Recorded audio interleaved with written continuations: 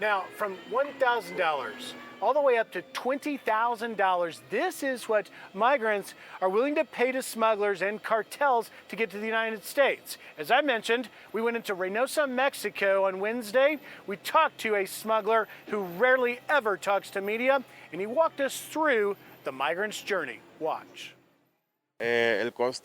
Just to cross over to McCollum from here, it's $1,500 to $2,000.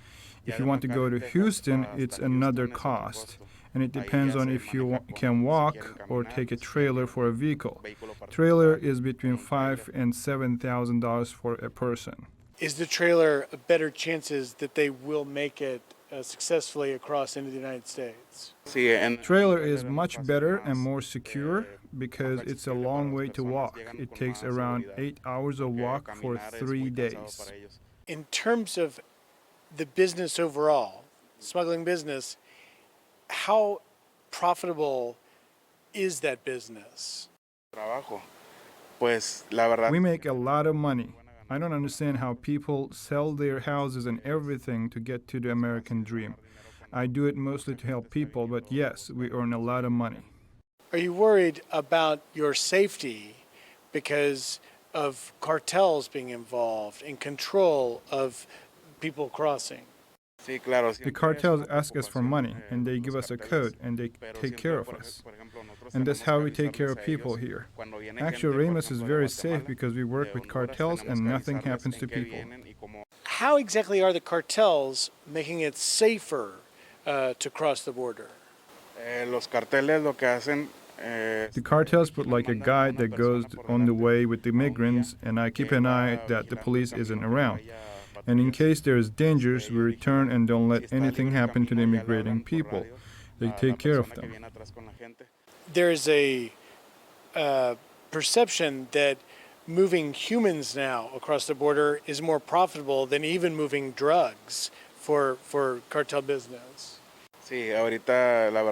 Yes, people give more money right now because the border is very controlled with the drugs. I don't know much about it because I just smuggle people, but I know that it's very controlled. I know that some people have spent between $15,000 to $20,000 to get into the United States. With business this good, will this ever stop? No, it's not going to stop. If people need money, they're going to do anything to get the money. So no, it's not going to stop. You guys on this side of the border, are you smarter and better at this than the American Border Patrol and their side? Well, it's a fight because we're younger and we walk more. The Border Patrol are with their dogs in their cars, but they do hide well. Sometimes they see migrants with cameras and let them walk, then Border Patrol appears. I want to cross tonight, and I can pay whatever you want to pay. What would be the way you would send me? To across the river or to the trailer? How would you send me? I would send you in a trailer. In 8 hours, you'll arrive in Houston, but you have to go through the river. From the river, you have to walk. Once you cross, you walk, and then they pick you up. From there, they can take you another part, let's say a Walmart, and from Walmart, they take you to a house. In the house, you wait for your turn, then trailer again, and into the United States.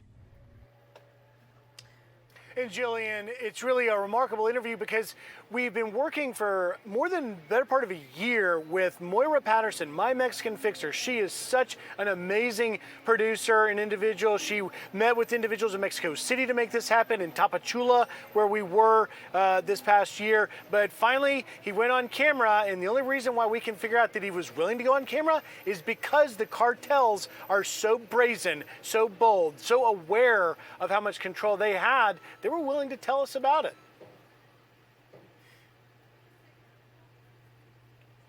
Griff, incredible coverage there.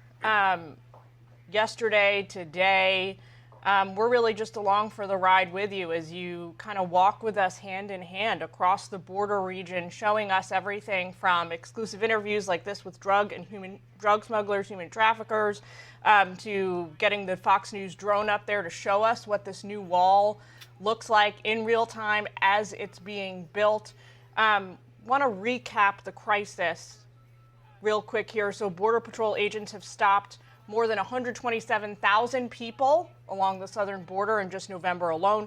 That is an increase of 10% from October. It's also a whopping 140% increase over November last year. This is according to U.S. Customs and Border Protection's own stats. Now, the agency is also reporting 2/3 of those 127,000 apprehensions were of single adults. But encounters with unaccompanied children is also skyrocketing. It is up 9% month on month. Griff, you've really seen some of these apprehensions go down in person, in real time. What can you tell us about the human element here? Well, it's simply the numbers tell this story, and in the last 24 hours, just in the RGV sector, there have been more than 1,500 apprehensions. But the number that matters isn't the apprehensions. These are individuals that want to surrender. It's the ones that don't want to be caught in the gotaways in this sector alone. In just the first 2 months, October and November, more than 11,000 known gotaways. But take a look at the video. We went out with the Texas DPS Elite Brush Unit going after the runners. They are from all over the world, from Central America to Africa to Haiti to Cuba, and they are wearing camo gear. They're wearing tactical boots. They do not want to be caught, and they run very aggressively. It is because of the drone that the Texas DPS uses, along with the helicopter, that they're able to make some of these. But we went out to experience it with them, and it is hard work. It is difficult work, and you are in the middle of the night going from midnight to 6 a.m., running through thorns, cactuses. There's snakes, there's bugs. It is a difficult job, and the Texas DPS has been doing it every single day, every single night, in overwhelming numbers, indefatigable since the beginning of the year 2021, pretty much from March until today. Jillian? Well, you know, Governor Abbott, Griff, has been one of President Biden's biggest critics when it comes to open borders, when it comes to immigration. But he's really zeroing in on a particular case here. He says that what he's doing, this whole Lone Star operation, the $1.8 billion he is pouring into border security, is a humanitarian effort. Abbott is doubling down now, making the case that he's doing this in order to protect not just Americans, but to protect the well-being of Mexicans and other would-be migrants who want to come here to the United States. He says all of this is not really about politics. He's actually trying to just save lives. Well, that's right, Jillian, and he's also hearing from Texans, as we heard from George P. Bush, Texans that are fed up. We've reached a breaking point with the citizens who have lived along the border their entire lives that want Governor Abbott to take action.